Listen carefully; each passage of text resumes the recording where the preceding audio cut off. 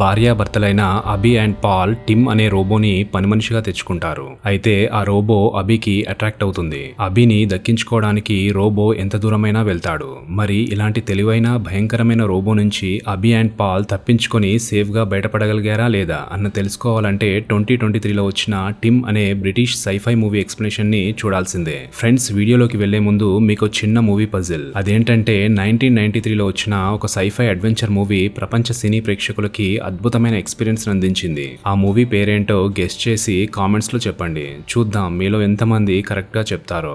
Hi friends, నా పేరు ప్రశాంత్ కార్తిక్. మీరు చూస్తున్నారు cinema my world. Let's get started.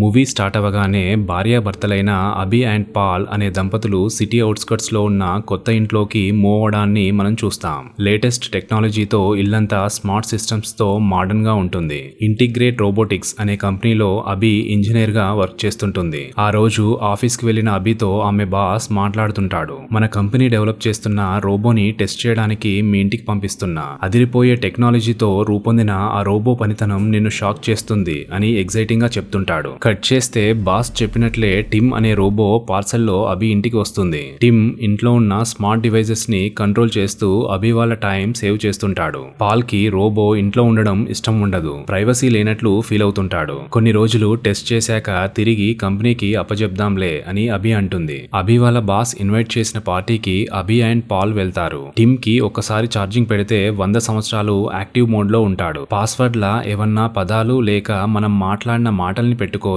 అలా టిమ్ ని కావలసినప్పుడు డియాక్టివేట్ చేయొచ్చు అని బాస్ అబికి చెప్తుంటాడు. కట్ చేస్తే ఇంటికి వచ్చాక అబి అండ్ పాల్ ఇంటిమేట్ అవుతుంటే టిమ్ రూమ్ లోకి వచ్చి మీ పల్స్ రేట్ పెరిగింది, అందుకే చెక్ చేయడానికి వచ్చాను అని అంటాడు. పాల్ కి చిరాకేస్తుంది.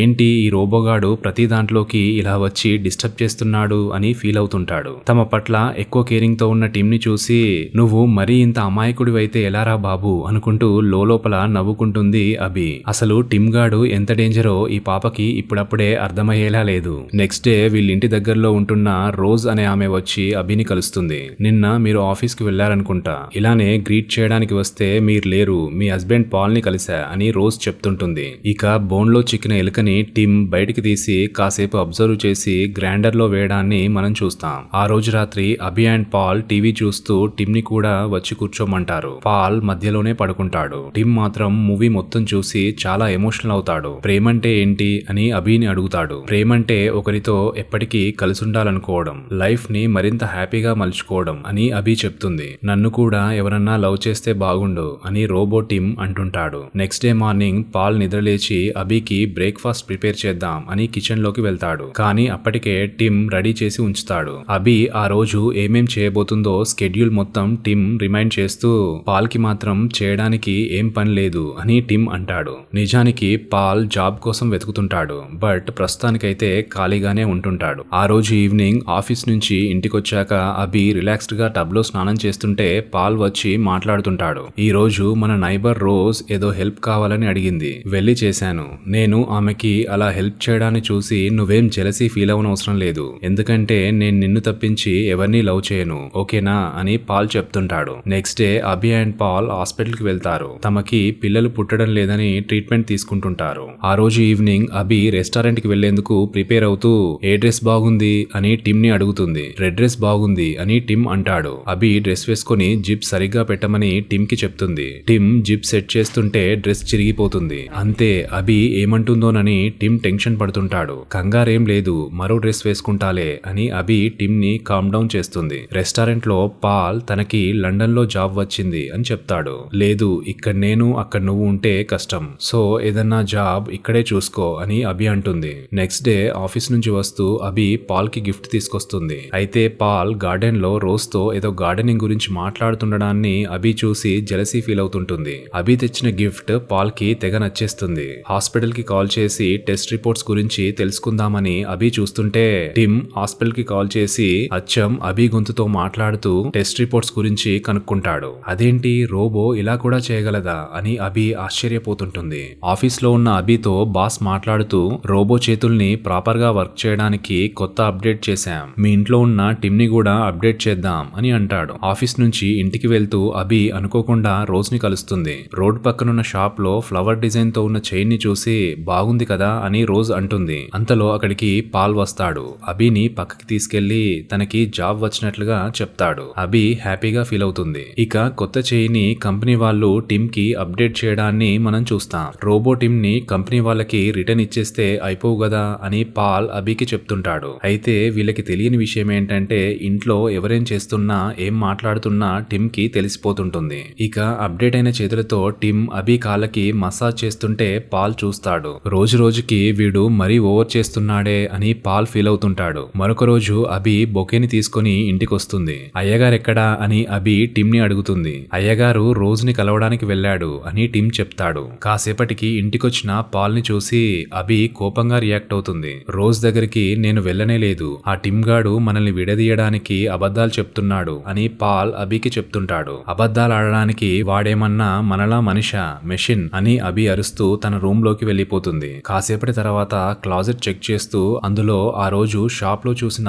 ఫ్లవర్ డిజైన్ తో కూడిన చైన్ ని చూస్తుంది. తిరిగి దాన్ని లోపల పెడుతూ పాల్ తన కోసమే సర్ప్రైజ్ గిఫ్ట్ ప్లాన్ చేస్తున్నట్లున్నాడు అని అభి హ్యాపీగా ఫీల్ అవుతుంది. అభి ఆఫీస్ కి వెళ్లిపోయాక సెక్యూరిటీ కెమెరాని పాల్ చెక్ చేస్తూ తన వైఫ్ బట్టల్ని పట్టుకుని స్మెల్ చేస్తున్న టిమ్ ని చూస్తాడు. ఫోన్ లో ఆ ఫుటేజీని రికార్డ్ చేసి అభికి చూపించడానికి పాల్ కార్ లో వెళ్తుంటాడు. అయితే ఆటోమేటిక్ కార్ అయినా ఆ కార్ సడన్ గా ఫాస్ట్ గా వెళ్తుండడాన్ని పాల్ చూసి కంట్రోల్ చేద్దామని ట్రై చేస్తుంటాడు. కానీ ఒక దశలో అది కంట్రోల్ తప్పి పల్టీలు కొడుతుంది. పాల్ కి యాక్సిడెంట్ అయినట్లు అభి తెలుసుకుని వెంటనే హాస్పిటల్ కి వెళ్తుంది. గాయాలతో ట్రీట్మెంట్ లో ఉన్న పాల్ చెప్తుంటాడు, ఆ టిమ్ గాడి వల్లే ఈ యాక్సిడెంట్ అయిందని నా గట్టి నమ్మకం, వాడు పైకి కనిపించే అంత మంచోడేం కాదు, జాగ్రత్త అని అభికి చెప్తుంటాడు. మరోవైపు పాల్ కి యాక్సిడెంట్ అయిందట కదా, ఇప్పుడెలా ఉన్నాడు అని రోజ్ వచ్చి టిమ్ ని అడుగుతుంటుంది. లోపలికి రాండి అని ఆమెను టిమ్ ఇన్వైట్ చేస్తాడు. అభి హాస్పిటల్ నుంచి ఇంటికి వెళ్తుంటే దారిలో రోజ్ కనబడుతుంది. ఆమె ఏదో చెప్దామని ట్రై చేస్తుంటే ఆమె మెడలో ఫ్లవర్ డిజైన్ చైన్ ఉండడాన్ని చూసిన అభి ఆమె మాటల్ని వినకుండా వెళ్లిపోతుంది. అంటే రోజ్ మెడలో ఉన్న చైన్ ని ఆమెకు పాల్ ఇచ్చుంటాడని అభి ఫీల్ అవుతుంటుంది. ఇంటికి వచ్చి చూస్తే క్లాజెట్ లో ఉండాల్సిన ఫ్లవర్ డిజైన్ చైన్ అందులో ఉండదు. తన హస్బెండ్ తనని మోసం చేస్తున్నాడు అని అభి ఫీల్ అవుతూ ఏడుస్తుంటుంది. అంతలో టిమ్ వచ్చి పాల్ రోజ్ తో క్లోజ్ గా మూవ్ అవుతున్న ఫుటేజ్ ని అభికి చూపిస్తాడు. అంతే, తన అనుమానం నిజమైంది అని అభి హార్ట్ బ్రేక్ అవుతుంది. హాస్పిటల్ నుంచి పాల్ కాల్ చేసి మాట్లాడదామని చూస్తుంటే అభి ఆ కాల్స్ ని పట్టించుకోదు. కట్ చేస్తే పాల్ డిశ్చార్జ్ అయి ఇంటికి వస్తాడు. పాల్ సామాన్లన్నీ అప్పటికే సర్ది ఉంటాయి. వీటిని తీసుకుని ఇంట్లోంచి వెళ్లిపోమని మేడం గారు చెప్పారు అని టిమ్ అంటుంటాడు. ఏది పడితే అది వాగకురా రోబో కుంక, అభి నన్నెందుకు పొమ్మంటుంది అని పాల్ ఆవేశంగా ఊగిపోతుంటాడు. లోపల నుంచి అభి వచ్చి ఫ్లవర్ డిజైన్ చైన్ గురించి అండ్ రోజ్ తో మీరు చేసిన నిర్వాకం అంతా తెలిసిపోయింది, ఇక బయటికి వెళ్లిపోతే మంచిది అని అంటుంది. పాల్ ఏదో చెప్పడానికి ట్రై చేస్తుంటే కథలు పడింది జాలగాని ఎల్లిపో అని అభి అరుస్తుంటుంది. పాల్ ఇంట్లోంచి వెళ్లిపోతాడు. కాసేపటి తర్వాత అతనికి రోజ్ కాల్ చేసి టిమ్ తనతో మిస్బిహేవ్ చేశాడు అని చెప్తుంది. ఇదే విషయాన్ని పాల్ వెంటనే అభికి కాల్ చేసి చెప్తూ ఆ రోబోగాడే ఇదంతా చేస్తున్నాడు అని ఇంకా ఏదో చెప్పబోతుంటే అభి మధ్యలోనే కాల్ కట్ చేస్తుంది. అయితే నిజానికి అభిలా కాల్ మాట్లాడింది రోబో అని మనం తెలుసుకుంటాం. కట్ చేస్తే పాల్ ఇంటికొస్తాడు. టిమ్ డోర్ ఓపెన్ చేసి షావల్ తో అతన్ని కొట్టి మూర్చపోయిన అతన్ని లోపలికి లాక్కు వెళ్లి కాళ్ళు చేతులు కట్టేస్తాడు. అదే టైంలో రోజ్ ఇంటికి వస్తుంది. లోపల నుంచి ఏవో సౌండ్స్ వస్తున్నాయి, ఏంటవి అని ఆమె టిమ్ ని అడుగుతుంది. అవి బాత్రూమ్ లో వాటర్ టబ్ లో పడుతున్న సౌండ్స్ అని చెప్తూ డోర్ క్లోజ్ చేస్తాడు. టిమ్ తిరిగి బాత్రూమ్ దగ్గరికి వచ్చి టబ్ లోని వాటర్ లో పాల్ తలని ముంచుతుంటాడు. కాసేపటి తర్వాత అభి ఇంటికి వస్తుంది. ఆ రోజు జిప్ పెడుతుంటే పాడైన రెడ్ డ్రెస్ ని రిపేర్ చేశా అని టిమ్ అభికి చెప్తాడు. చెప్పకముందే డ్రెస్ ని సెట్ చేశాడా, ఏంటి వీడు ఏదో తేడాగా ఉన్నాడే అని అభి ఫీల్ అవుతుంది. కానీ డ్రెస్ ని మాత్రం వేసుకుంటుంది. ఆ రోజు రాత్రి టిమ్ అభికి ప్రపోజ్ చేస్తాడు. అభి నవ్వుతూ నువ్వు నా పట్ల అలా ఫీల్ అవ్వకూడదు అని అంటుంది. నెక్స్ట్ డే అభికి రోజ్ కలుస్తుంది. చైన్ గురించి అభి అడుగుతుంది. నేను గార్డెనింగ్ లో పాల్ కి హెల్ప్ చేసినందుకు గిఫ్ట్ గా ఇచ్చాడు అని రోజ్ అంటుంది. అభి వెంటనే ఇంటికి తిరిగి వచ్చి పాల్ రోజ్ లా ఫుటేజ్ ని తిరిగి చూస్తుంటుంది. అయితే టేబుల్ పై ఉన్న బొకేని చూసి ఆ బొకేని నేను ఆ ఇన్సిడెంట్ అయిన తర్వాత కొన్ని రోజులకి తీసుకొచ్చాను కదా అని కన్ఫ్యూజ్ అవుతూ రోబోలు డీప్ ఫేక్ చేయగలవని బాస్ చెప్పిన మాటల్ని గుర్తు చేసుకుంటుంది. డీప్ ఫేక్ అంటే మొహాల్ని కూడా మార్చగలవన్నమాట. వెంటనే జ్యువెలరీ షాప్ కి కాల్ చేసి ఫ్లవర్ డిజైన్ చైన్ ని టిమ్ కొన్నట్లు తెలుసుకుంటుంది. పక్కనున్న కిరాణం కొట్లోకి వెళ్లి బిస్కెట్లు కొనుకొచ్చుకోపో అని టిమ్ ని అభి బయటికి పంపిస్తుంది. గార్డెన్ లోకి వెళ్లి షావల్ తో తవ్వుతుంది. అంతే పాల్ డెడ్ బాడీ బయటపడుతుంది. అంతలో మన టిమ్ గాడు అక్కడికి వచ్చి కిరాణం కొట్లో బిస్కెట్లు లేవంట, ఓన్లీ చాక్లెట్సే ఉన్నాయంట అని అంటాడు. అభి వెంటనే టిమ్ డియాక్టివేట్ అయ్యేలా కోడ్ చెప్తుంది. టిమ్ డియాక్టివేట్ అవుతాడు. కానీ అంతలోనే రియాక్టివేట్ అయ్యి నీ వాయిస్ ని నేను ఇమిటేట్ చేయగలను కదా, సో నువ్వు ఇదివరకు పెట్టిన పాస్వర్డ్ ని తీసేసి వేరేది పెట్టుకున్నా ఈ హిహి అని టిమ్ అంటాడు. అభి భయంతో వెంటనే ఇంట్లోకి పరుగు తీస్తుంది. పోలీసులకి కాల్ చేద్దాం అని చూస్తుంటే టిమ్ వచ్చి ఒక్కటేస్తాడు. అంతే అభి మూర్ఛపోతుంది. మెలకువ వచ్చి చూస్తే బాత్రూమ్ లో ఉన్నట్లు తెలుస్తుంది. అక్కడి నుంచి ఎస్కేప్ అవుదాం అని వస్తుంటే టిమ్ ఎదురవుతాడు. అభి ఇంట్లోని కెమెరాస్ ని పగలగొడుతూ పరుగు తీస్తుంటుంది. ఆమె వెనకాలే టిమ్ వస్తుంటాడు. బోళ్లు తోముకుంటున్న రోజ్ అభి వాళ్ళ ఇంట్లోంచి లైట్స్ బ్లింక్ అవుతుండడాన్ని చూసి ఏం జరుగుతుంది అక్కడ అని చూస్తుంటుంది. కిచెన్ లో ఉన్న అభిని టిమ్ వచ్చి అటాక్ చేస్తాడు. కట్ చేస్తే అభిని చైర్ కి కట్టేస్తాడు రోబోట్ టిమ్. నేను నిన్ను లవ్ చేస్తున్నది నిజం, అయితే ఈ మధ్యే నాకొక డౌట్ తన్నుకొస్తుంది బేబీ.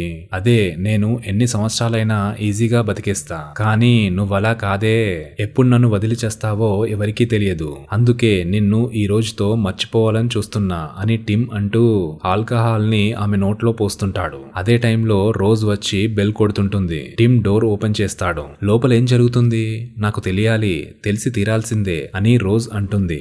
రోజ్ పువ్వుని నలిపేస్తా అని టిమ్ అంటూ రోజ్ ని పక్కకి తోసి డోర్ పెట్టేస్తాడు. అభి కట్లు విప్పుకొని దగ్గరికొస్తే కత్తితో కట్ చేస్తా అని టిమ్ ని బెదిరిస్తుంటుంది. టిమ్ గాడు ఆమెను సింపుల్ గా ఒక్క చేయితో ఎత్తేస్తాడు. ఇక కార్ తో గ్లాస్ వాల్ ని క్రాష్ చేసి రోజ్ లోపలికి వస్తుంది. టిమ్ ని అటాక్ చేయడానికి ట్రై చేస్తుంటే టిమ్ కత్తితో రోజ్ ని చంపేస్తాడు. పాపం అమాయకురాలైన రోజ్ ని ఈ టిమ్ గాడు ఉచితార్థంగా చంపేశాడు కదరా.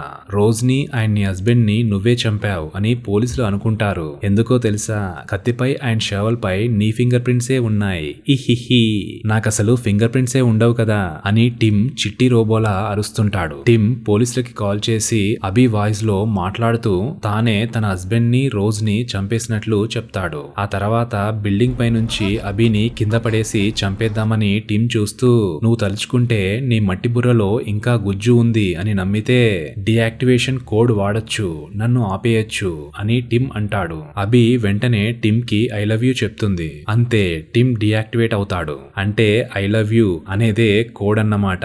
హిహిహి టిమ్ము మా మట్టి బుర్ర అభి తెలివితేటలు ఎలా ఉన్నాయో చూసావారా. ఇక అభికి ఉన్న బ్రాస్లెట్ లో ఆమె ప్రెగ్నెంట్ అన్న విషయం బయటపడుతుంది. అది గుడ్ న్యూసా బ్యాడ్ న్యూసా అన్న కన్ఫ్యూజన్ లో ఉన్న అభిని మనం చూస్తుండగా బ్లాక్ ఫ్రేమ్ పడుతుంది.